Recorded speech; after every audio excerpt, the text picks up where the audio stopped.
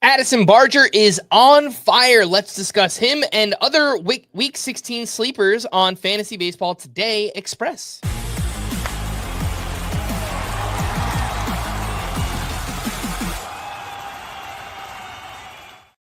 Welcome into FBT Express. Happy 4th of July. I am Frank Stampfl, joined by Scott White, and let's preview week 16, the schedule for next week. 20 teams with 6 games and 10 teams with 7 games. That includes the D-backs, Red Sox, White Sox, Reds, Guardians, Angels, Marlins, Padres, Rays, and Rangers. What about the Rockies? They have 6 games, and all of them are on the road. An interesting schedule quirk here. Last week before the All-Star break, every team is either spending the entire week at home or the entire week on the road. You mentioned Rockies on the road. Reds are at home.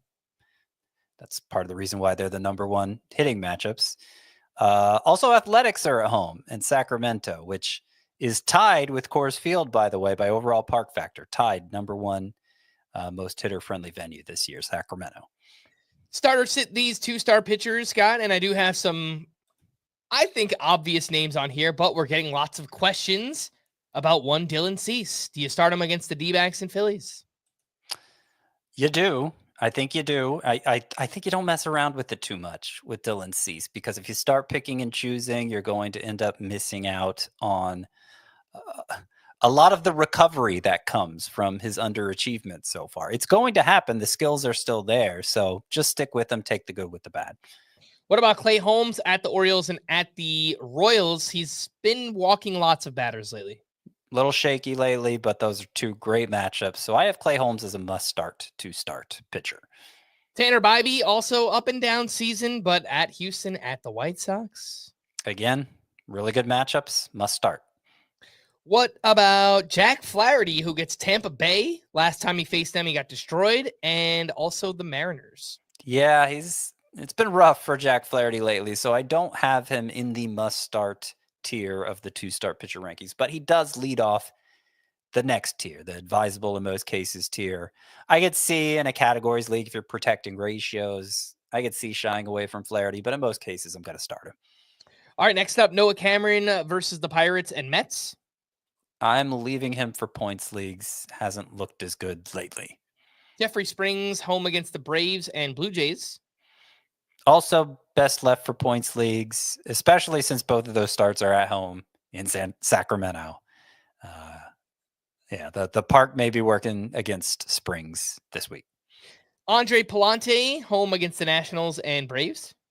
I think he'd be perfectly fine in points leagues. I'm not sure the upside is there for categories.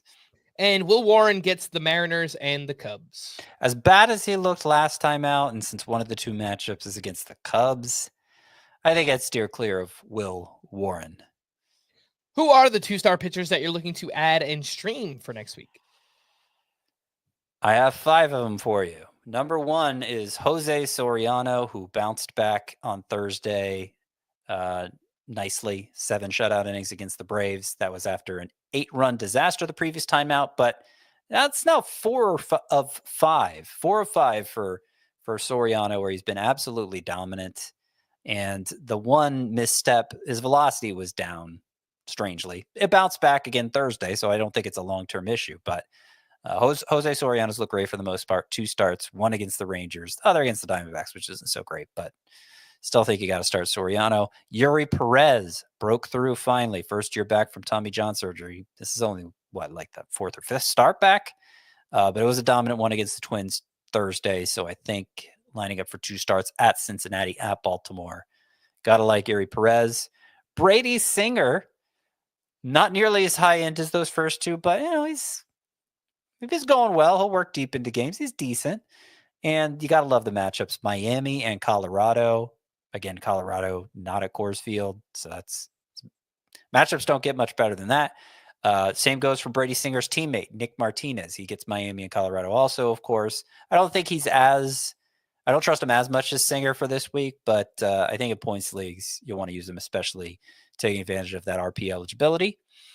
And then finally, Brian Bayo, who's looked better recently, with the addition of that cutter. He also gets the Rockies on the road in Boston. And his second matchup's tough. It's against the Rays, which is why Bayo's a little further down the list, but I still think he's an advisable play. All right, let's take a quick break, and we'll be back right after this. You spin the records, we crush the grove. Chewing us click, then must have moved. Boogie on there like it's nothing new. Got a real good feel, this will up the...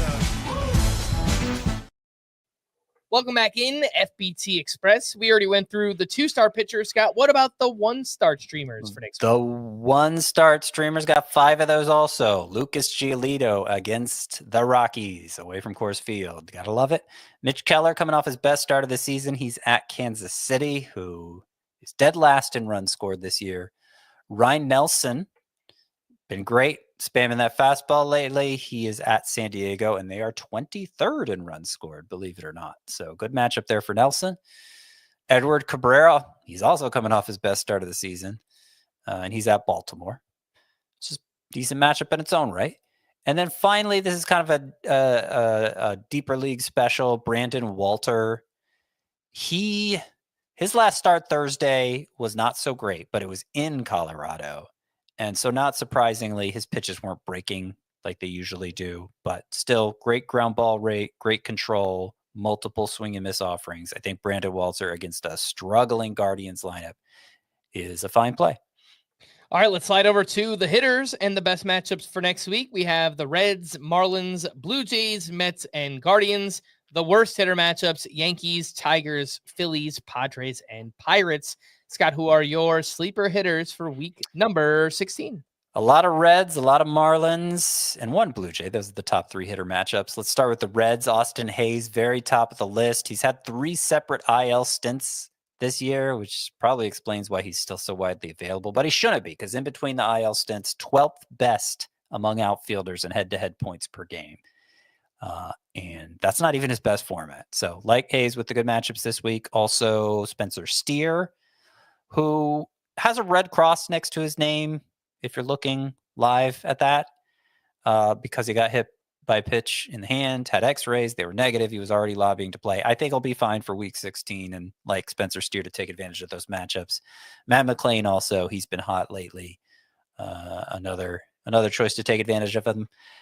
Let's talk about the Blue Jay on this list, Addison Barger, who is 6 for 9 in his last 3 games, 2 doubles, 2 homers. His StatCast Baseball Savant page all lit up in red. He, I think, is beginning to live up to it. And 3 games against the White Sox, 3 games against the Athletics, again in Sacramento. So I like Barger for a big week. Let's get to the Marlins. Kyle Stowers, who's been hot lately. There are 3 lefties on the schedule, and Stowers sometimes sit against those, but as well as he's hit lately, I imagine he'll play against 1 or 2, and it's a 7-game week overall. So I think stick with Stowers for the matchups. Otto Lopez has been last 25 games, he's been performing so well. Top 5 at both second base and shortstop during that span. And then finally, Xavier Edwards. Another good choice to take advantage of those matchups. We got Josh Lowe on here just because he's been playing well and is under-rostered.